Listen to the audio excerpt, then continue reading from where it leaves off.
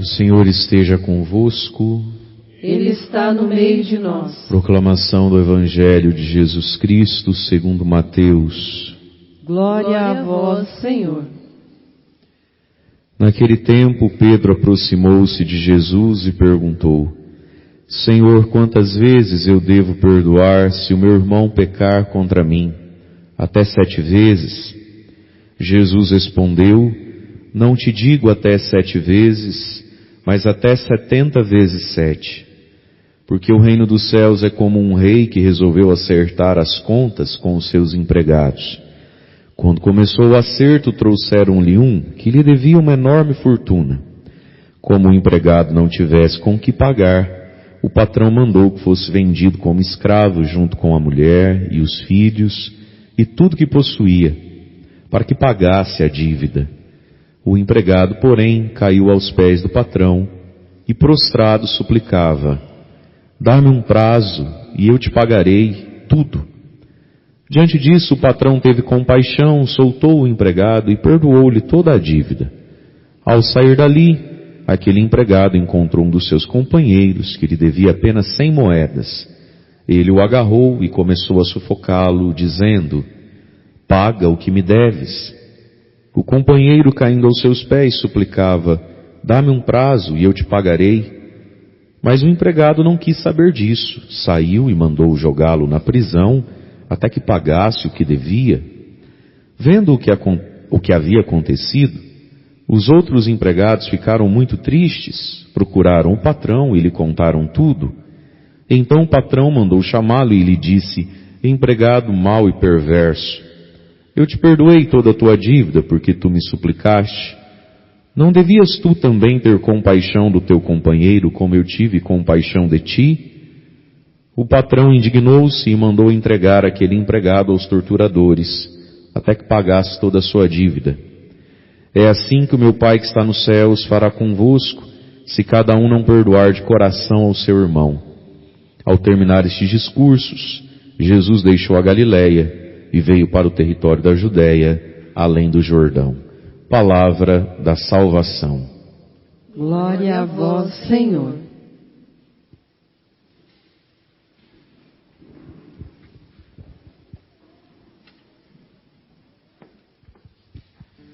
Irmãos e irmãs, a igreja celebra hoje a memória de Santa Clara de Assis, uma das maiores santas da história da igreja e que foi contemporânea a São Francisco de Assis, apesar de que Clara acabou vivendo praticamente uns 20 e poucos anos a mais do que Francisco de Assis. Santa Clara nasceu no ano 1193, 1190, acho que é isso, e veio a falecer no ano 1253. E em Assis, Clara vivia a vida que Francisco vivia. Eram daquilo que se iniciou e se tornou conveniente chamar filhos da burguesia. Seus pais eram pessoas que não tinham o título de nobre, da nobreza, mas também não eram mais do povão. Eram do início daquilo que se convencionou chamar de burguês, pessoas que através do comércio e ou de heranças recebidas e do acesso a um mundo incipiente ainda na questão bancária, do crédito e do juro, com seu trabalho e sorte e trabalho, ficaram ricas. Então não eram nem os nobres, mas também não eram mais da ralé, do povo.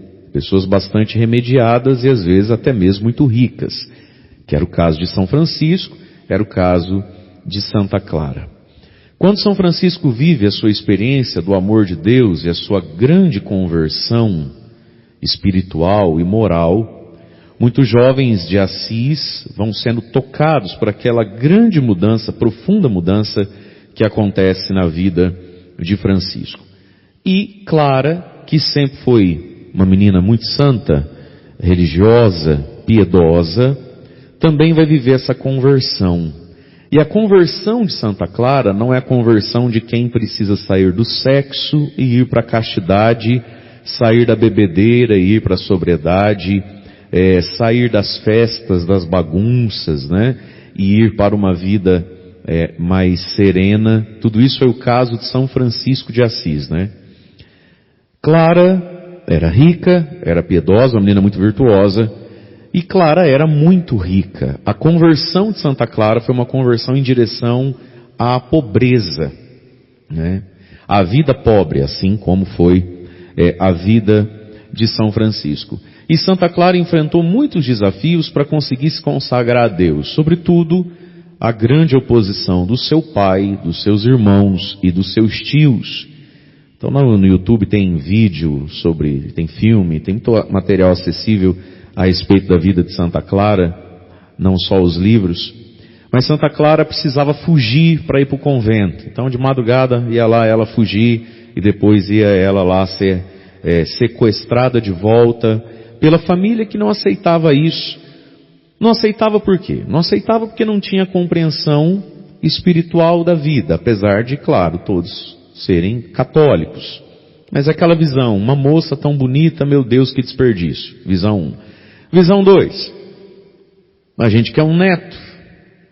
Visão 3, ela tinha muitos bons partidos para se casar naquele tempo onde o pai influenciava muito quem ia ser o esposo ou a esposa de um, de outro.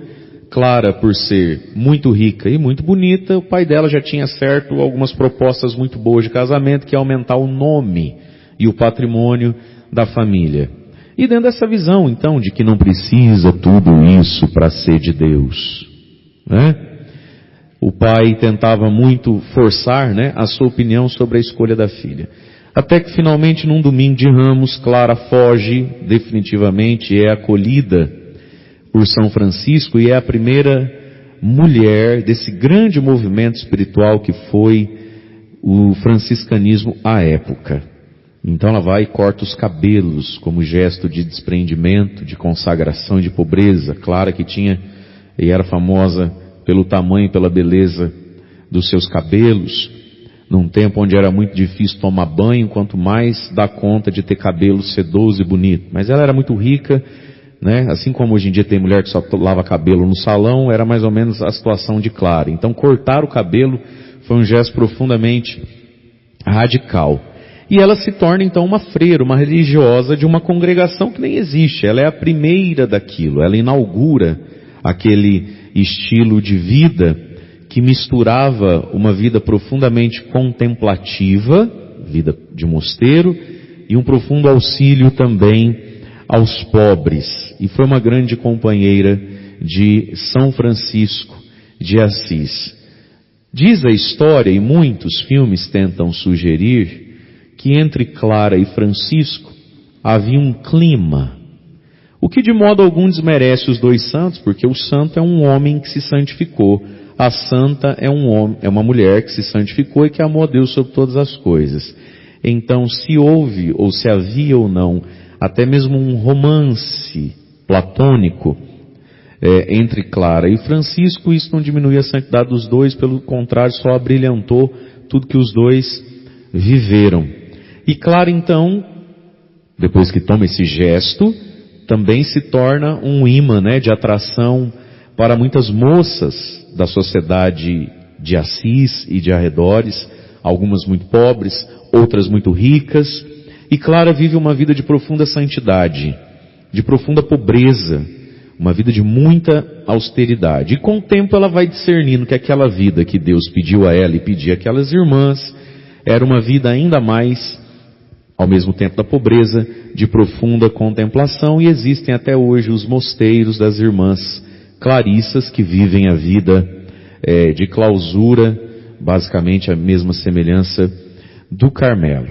Dentro dessa vida, Santa Clara se santificou muito, pela doença sobretudo. Clara vai revelando, sobretudo pelo excesso das penitências, uma saúde bastante frágil. A vida toda ela começa a ser muito doentinha, apesar de viver quase seus 60 anos, coisa que para a época não era muito comum uma pessoa viver tanto. Mas ela sempre sofreu muito com a sua saúde, sempre muito frágil.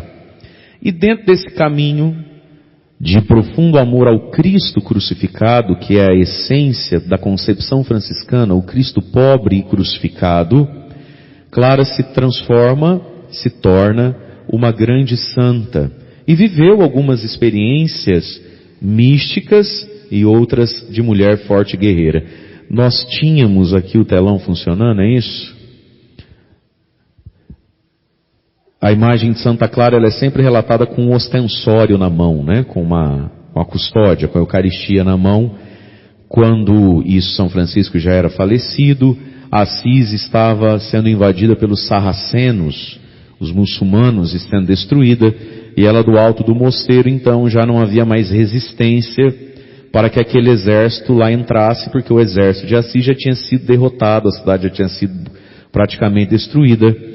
E ela então, para proteger as irmãs, que não tinham nem para onde fugir, mas seriam todas elas estupradas e depois mortas, queimadas, como tinha sido muitas mulheres da cidade, Clara, com muito custo, se levanta da cama, porque à época ela já tem muita idade e está muito doente. E diante do desespero, do medo das irmãs, vai à capela, pega o ostensório e o leva para a porta do mosteiro. E quando Clara tem esse gesto, então, de levar Jesus sacramentado, o ostensório, à porta do mosteiro, aquele exército vê um profundo sol e começam a gritar que o sol desceu na terra. E todos eles ficam muito confusos, saem correndo e praticamente quase todos eles começam a se matar um ao outro de pavor. E é por isso então que as imagens de Santa Clara sempre a relatam segurando o Santíssimo Sacramento. Porque foi na Eucaristia que Clara viveu muitos anos da sua vida em adoração, e foi o Senhor que ela tanto adorou que protegeu a ela e as irmãs da tragédia que seria aquele dia e aquele acontecimento para aquele mosteiro e também para ela. Santa Clara também é a padroeira da televisão, muitos séculos depois, né? Ela ganha esse título da igreja, da padroeira da televisão, dos meios de comunicação televisionados. Por quê? Porque Clara, assim como Francisco de Assis, tinha essa espiritualidade, esse olhar sempre para o Cristo pobre, para a encarnação de Cristo, o Natal. E um dia era Natal e ela, muito doente, não tinha condições de ir participar da missa de Natal na capelinha lá de Assis, perto. E ela fica sozinha no mosteiro, como guardiã, mas profundamente doente. E profundamente triste, quebrantada por perder a missa. Ela não tinha que carimbar a carteirinha, nem nada disso. E não era pecado ela não ir à missa, porque ela de fato estava gravemente enferma. Ela não conseguia mais se locomover sozinha praticamente. Ela não tinha condição de ir participar da missa. Sobretudo porque lá, 25 de dezembro, neva. Então não tinha como ela ir à missa. Mas ela fica profundamente triste e comovida, e ela faz uma prece a Deus pedindo a Cristo e a Virgem Maria que desse um jeito naquilo ali, que ela ficou assim despedaçada de não poder participar de uma missa de Natal, né? Sobretudo junto com as outras irmãs. Então, de dentro do seu quarto, quando as irmãs chegam para consolar Clara, aquele silêncio, não querendo falar quão bela tinha sido a missa para não aumentar a dor de Clara, né? Ela começa a perguntar como foi a missa, uma irmã começa a contar e ela começa a concordar, e muito doentinha, as irmãs ficam impressionadas, falam, mas Clara, como é que você sabe o que o padre falou, como é que foi, como é que não foi, como é que você ficou aqui? E aí então ela conta a experiência que ela teve, que a parede do quarto dela, que era de pedra, né, a cela toda de pedra, como que uma porta imensa se abriu e ela assistiu à missa como se lá estivesse, e quando o padre deu a bênção, aquilo apagou e voltou a ser pedra na frente dela. Então ela foi talvez a primeira missa televisionada do mundo, e única, para depois esperar quase 800 anos para isso acontecer depois. Foi para Santa Clara um presente de Deus, àquela que tanto o amou. E a vida de Santa Clara é repleta também de outros milagres. E apesar de muito frágil, de educação muito requintada, apesar dela ser uma dama, apesar dela ser extremamente bela, Clara sempre foi muito forte. E até hoje lá em Assis, no umbral da porta de entrada, está lá a frase que ela de início escreveu e deixou lá para ela e para todas as irmãs, e que sempre está lá, que é a frase que diz: nunca perca de vista o seu ponto de partida. Porque a grande tentação da nossa caminhada espiritual é duvidar, né, do ponto de partida. Então essa profunda sabedoria de Clara, que era a madre, né, de todas aquelas mocinhas da idade dela que começaram a seguir, nós não podemos nunca perder de vista o ponto de partida, o porquê viemos. Deus está naquele primeiro chamado sempre, que a vida às vezes vai esfriando, machucando, questionando, mas muito da nossa crise às vezes não está, meus irmãos, no olhar para a frente. Às vezes a gente olha para frente, né? E vai duvidando da fé que um dia nos moveu. Por isso ela dizia, às vezes a fé não está nesse olhar para frente, a fé está em olhar para trás, lá no ponto de partida, naquela experiência, naquele sentimento, naquela convicção. É ali que Deus está, e foi ali que Deus chamou, e foi ali que Deus não brincou com a fé, nem com a esperança dos seus filhos. Portanto, nunca perder de vista o ponto de partida. Quando Clara morre, logo de imediato é aclamada como santa, e ainda mais milagres e portentos acontecem através da sua intercessão, e a vida de Santa Clara é inspiração carismática, inspiração de carisma até hoje na vida da igreja. São inúmeras as comunidades mais tradicionais ou não, que têm em Santa Clara a sua santa fundadora e inspiradora por tudo aquilo que ela viveu. Nas livrarias se acha com facilidade, para quem gosta de ler, as obras completas de Santa Clara, que nem são grandes, né? Ela não escreveu tanto, mas é uma literatura que vale a pena. Os escritos de Santa Clara de Assis são cartas às irmãs, às pessoas, e algumas coisas que ela deixou por escrito que revelam sua profunda santidade e o seu coração. E veja, meus irmãos, Santa Clara foi, à sua época, junto com São Francisco, na cidade de Assis e para toda a Europa, porque eles viram um fenômeno, eles ficam famosos os dois, à época. Aquilo que nós ouvimos hoje do profeta Ezequiel. Quando a gente escuta o livro do profeta Ezequiel, o profeta Ezequiel foi um profeta de visões proféticas e simbólicas, como, por exemplo, o vale de ossos secos, né? Como, por exemplo, a visão do altar do templo de onde jorra um rio de vida.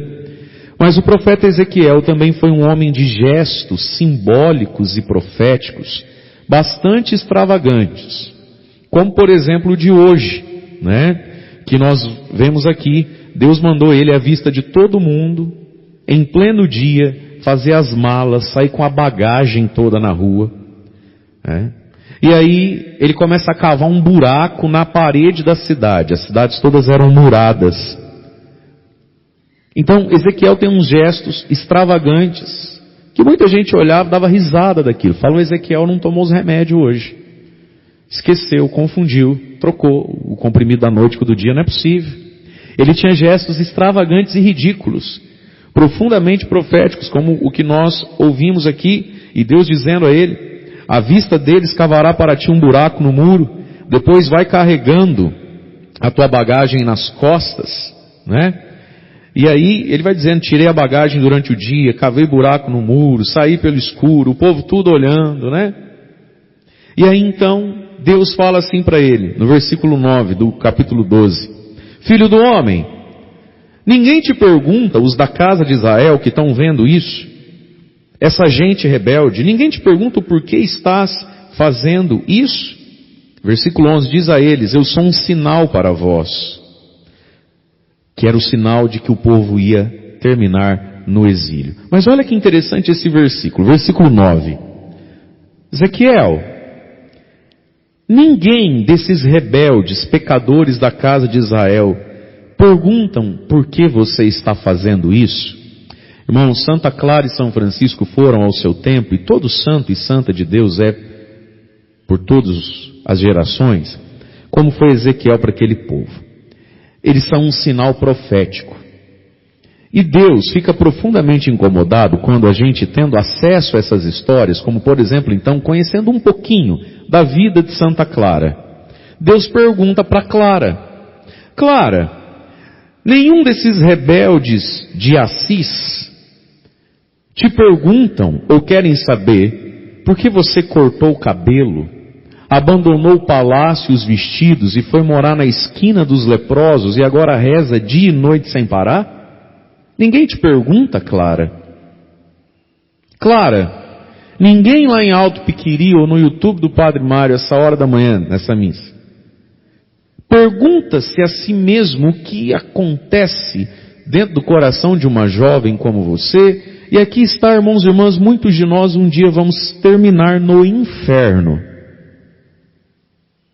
por não saber fazer pergunta. As pessoas acham que para ir para o céu tem que saber resposta. Ajuda um pouco. Para ir para o céu, meu irmão, é preciso saber fazer pergunta. A gente não sente vontade de se perguntar o porquê é que pessoas que a gente diz, reconhece, que são mais santas do que nós, são mais de Deus do que nós, por que elas tomam determinadas atitudes? Por que será? A gente não se pergunta isso? O ser humano que é incapaz de se perguntar, por que o Ezequiel, que sendo bastante honesto, é mais santo do que nós, ele é mais próximo de Deus do que nós. Eu posso não simpatizar muito com Ezequiel, mas eu preciso admitir, o Ezequiel nesse assunto de Deus, ele é melhor que eu. Eu nunca vou me perguntar o porquê que o Ezequiel faz o que faz, por que ele tomou essa atitude. Ezequiel, ninguém se pergunta. E aqui está, meus irmãos, Deus vai passando na nossa vida com sinais também proféticos, com pessoas também proféticas. A gente não pensa em fazer umas perguntas para aquele assunto, para aquilo que a gente está vendo. As pessoas não se perguntam. E quem não sabe fazer pergunta não vai para o céu. É simples e triste. Assim, as perguntas. Ezequiel, ninguém pergunta nada, Ezequiel. Ninguém te percebe, ninguém te reconhece, ninguém te assimila como uma indagação do céu. Clara de Assis, São Francisco de Assis, são uma profunda pergunta para nós até hoje, como foram para a sua época, para a igreja da época. Ninguém se pergunta qual é o segredo daquilo, qual é a essência daquilo. E aí então, o início da leitura de Ezequiel vai dizer, né, Ezequiel 12:1, Filho do homem, tu estás morando no meio de um povo rebelde. Tem olhos para ver, mas não veem. Tem ouvidos para ouvir, mas não ouve, pois são um povo rebelde. A rebeldia faz o que com a gente? Olha, tem olho, mas não enxerga. Tem ouvido, mas não escuta. E não percebe os sinais proféticos de Deus, que é a vida, os fatos, os acontecimentos, mas também aqueles que são reconhecidamente, então, sinais de Deus. Você já imaginou que triste? Pessoas que talvez, por muito tempo da vida, conviveram na proximidade de Clara de Assis, de São Francisco de Assis, sei lá, 2, 3, 4 quadras para baixo do convento dela. Você nunca se perguntou o que a vida dela pergunta à sua vida, e as pessoas passam em branco do lado de um santo. E as pessoas não mudam nada diante de um profeta, meu Deus. Nós não podemos, irmãos e irmãs, desperdiçar os sinais proféticos de Deus. É essa rebeldia que precisa sair de dentro de nós. Quando a gente faz a experiência do amor e da misericórdia, da santidade e da grandeza de Deus, que nos encaminha para o outro, para o próximo, para o irmão. E cada um de nós vai trilhar uma distância aí, porque cada um de nós está a uma distância da santidade. E num olhar humano a gente até poderia dizer,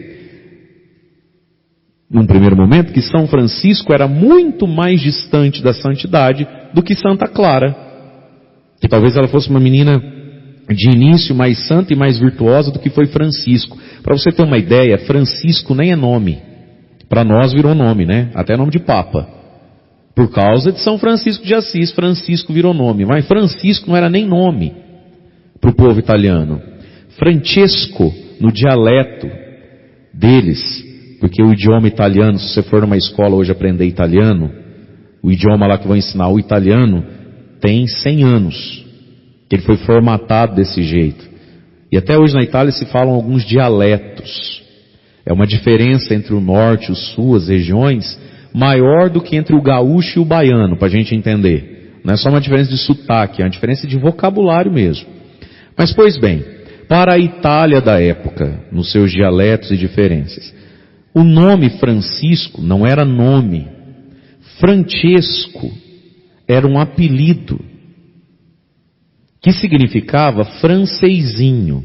Mas francesinho era um apelido que se dava e que significava para nós hoje o playboy, o agroboy. Conhece os agroboy? Os menininhos da agronomia, sabe? É aquilo que o padre fala, assaveiro branco, rebaixada, calça coxada e o copinho da Stanley na mão. Eu acho tão bacana, os caras querem pagar de macho, ô Geraldo. Aí eles precisam comprar um copo que deixa a cerveja gelada 4 horas. Normal, homem que é homem não faz uma cerveja esperar 4 horas, verdade ou não é? Mas então, você entendeu, né? Saveirinho branco rebaixada, coxadinho, copinho e vai jogar um beach tennis. É o playboy. É o vida mansa, o vida fácil, o depravadinho. Então, Francisco é um apelido de alguém que é fogo na roupa. E por que ele ganha esse apelido?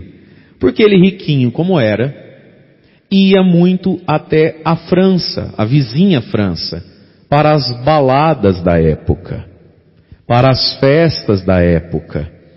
Então, assim como a molecada hoje em dia, às vezes, quer no fim do ano descer para Balneário Camboriú, atacar o terror no mundo lá, 4, 5 dias no Réveillon, à época se ia à França, e quem tinha o papai e a mamãe para bancar esse tipo de baguncinha, ia ganhando o apelidinho de francesinho. Francesinho, playboyzinho, menininho da balada. Então, no primeiro olhar, no início da conversão, a gente poderia dizer que São Francisco precisou trilhar um caminho maior que o caminho de Clara. Que Clara nunca viveu essas impurezas, né, digamos assim. Mas só Deus sabe qual distância Clara teve que trilhar dentro do seu coração em relação à vaidade, o apego ao dinheiro, ao próprio ego de ser a mais bonita. Essa era a fama dela, né? Que ela era a Miss Assis, ela era a mais bonita de Assis. Qual distância teve que trilhar Clara dentro do seu coração para ir conviver com os pobres, com os leprosos? Mas fato é, irmãos e irmãs, que cada um de nós tem dentro de si um tanto de rebeldia e uma distância para trilhar. E nessa distância para trilhar, tudo começa e só se mantém se a gente não esquecer o ponto de partida, não é isso? Nunca perca de vista o seu ponto de partida. E qual é, irmãos e irmãs, o nosso ponto de partida? O perdão de Deus. E é esse o evangelho de hoje, então, que está dentro do capítulo 18 de São Mateus, onde Jesus também tem gestos e conta parábolas, que São Mateus recolhe dentro desse capítulo, que é chamado o discurso eclesial, o discurso da comunidade, do relacionamento entre as pessoas dentro da própria igreja. E aí Jesus conta então essa parábola, para uma pergunta de Pedro: Senhor, quantas vezes eu devo perdoar o meu irmão, se ele pecar contra mim? Até 7 vezes? Eu já sou apaixonado com Pedro e admirado com ele já nessa frase. Que eu estivesse na frente de Jesus, eu não ia perguntar para Jesus se eu tenho que perdoar alguém até 7 vezes, não. Eu ia falar assim: Jesus, eu perdoando até 3 tá bom, né? Daí para frente a gente já pode mandar para o 5º dos infernos, não pode? Nenhum de nós aqui ia falar assim: Jesus, quantas vezes eu tenho que perdoar? Até 7. Nenhum de nós ia escolher o número 7. Então só aqui São Pedro já botou nós no bolso. Mas em todos os casos ele perguntou: até 7 vezes? E aí Jesus vai contar uma história. A história de cada um de nós. O nosso ponto de partida. Um dia São Francisco viveu isso aqui. Um rei foi acertar conta com os servos.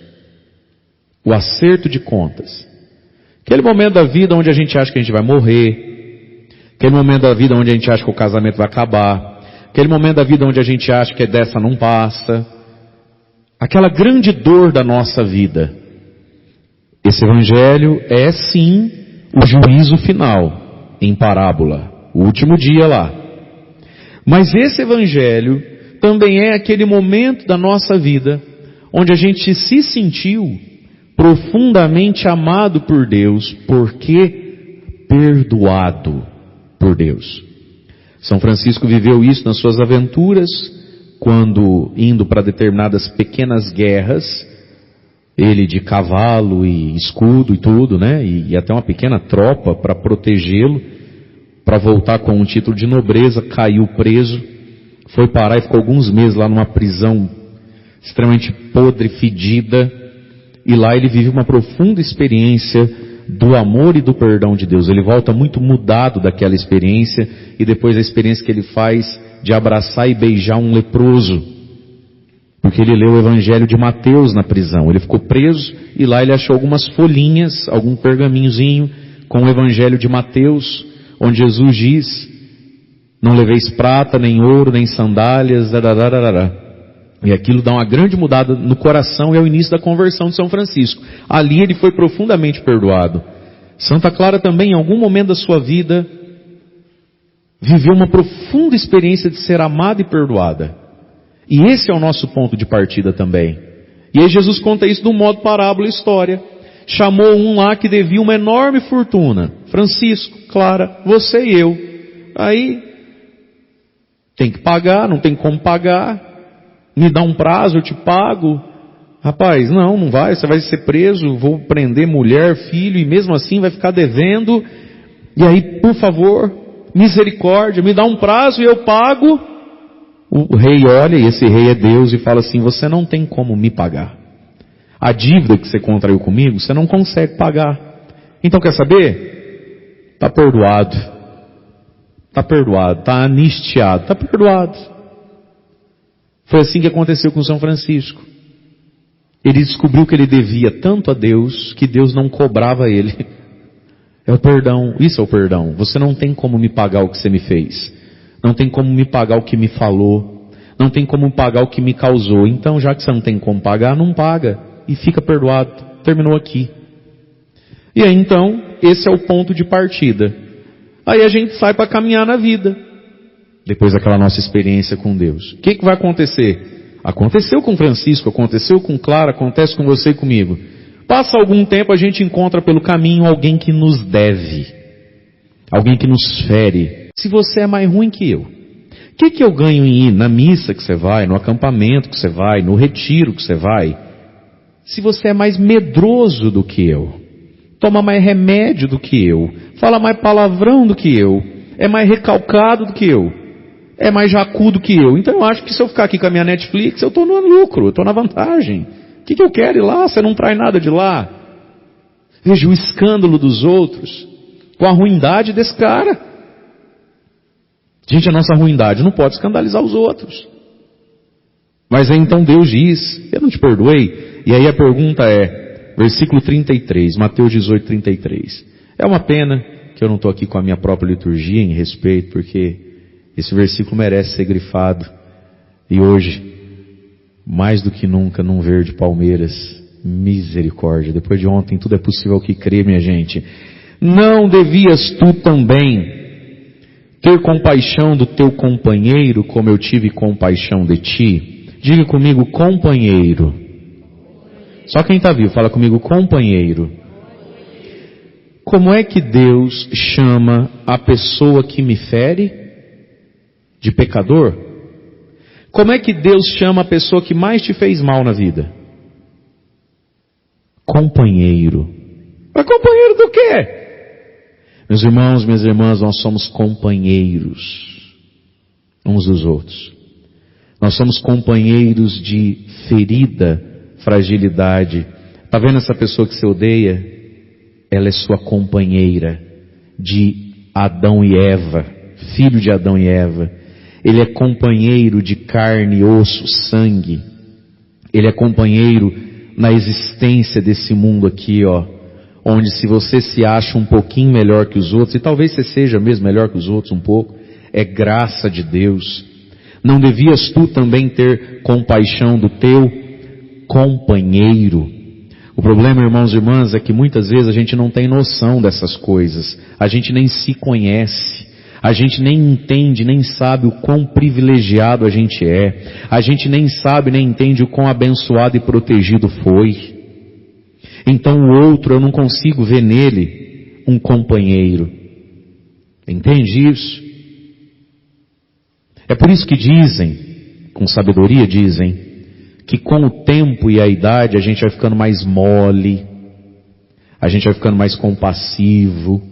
Não é assim que quem tem um pouco mais de idade olha para o jovem, quando o jovem está bravo, quando o jovem está nervoso, você fala, ô filho, não fica assim não, calma, não é assim a vida. Que não é o quê, pai? Não é assim? Diante da ira, da raiva. Por quê? Porque às vezes com o tempo da vida, vai levando uns trupicão aqui e acolá, depois de nunca ter feito, faz algo que se arrepende o resto da vida, o ser humano vai ficando mais misericordioso com o outro. Não é assim? É por isso que vó é um problema sério. É por isso que vó faz mal na maioria dos casos, com santas exceções. Porque às vezes a velhinha já viveu tanto, que ela olha e fala, não adianta brigar, não adianta bater, não adianta falar, então vem cá filho, tu chupar um sorvete, quer que a avó faz um bolinho? Só que isso acontece na época errada, né? Veja, meus irmãos, nós somos companheiros. E esse autoconhecimento a gente adquire em Deus, na oração, na reflexão sobre a vida. Mas às vezes a gente adquire no nosso próprio pecado. Sabe, às vezes a gente é tão escandalizado com as pessoas. Nossa, fulano foi e nem me chamou. Ô meu irmão, você não conhece o que vem a ser esquecimento, você nunca esqueceu de ninguém. Nossa, mas falou comigo assim, tá bravo daquele jeito. Ô minha querida, você não conhece o que vem a ser braveza, você nunca fica brava. Você não consegue se pôr companheiro de quem erra. Você viu o que fulano fez? Ô filho, você nunca sentiu vontade de fazer? Você nunca viveu essa luta dentro de você? Você nunca caiu essa queda? Se nunca caiu, nunca viveu essa luta? O teu companheiro. Nós somos companheiros uns dos outros, meus irmãos. E cada um de nós começa a uma distância diferente da santidade, da virtude e do bem.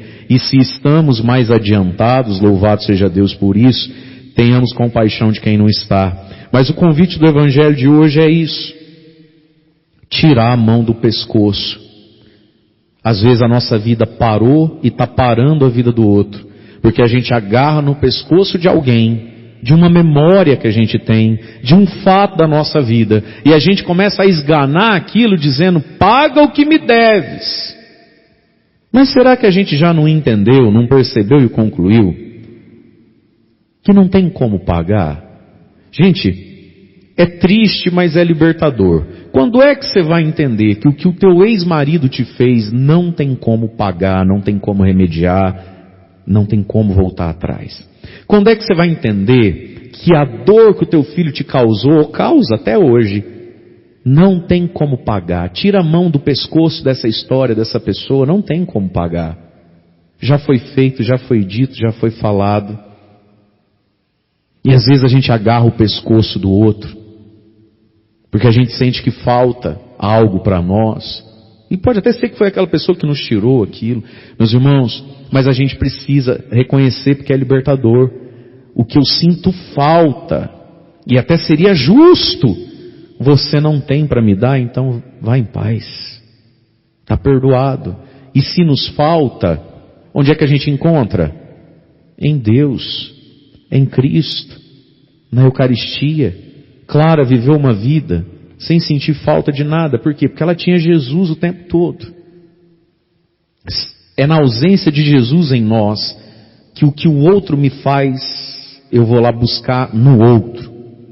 Então hoje, nessa Eucaristia, nessa comunhão, por intercessão de Santa Clara, de São Francisco, peçamos a graça, irmãos e irmãs, de tirarmos a mão do pescoço dos outros e nunca nos esquecermos do nosso ponto de partida, que foi um perdão que a gente não merecia, de uma dívida que a gente não tinha como pagar, mas que fomos todos nós perdoados em Jesus. Louvado seja nosso Senhor Jesus Cristo, para sempre seja louvado.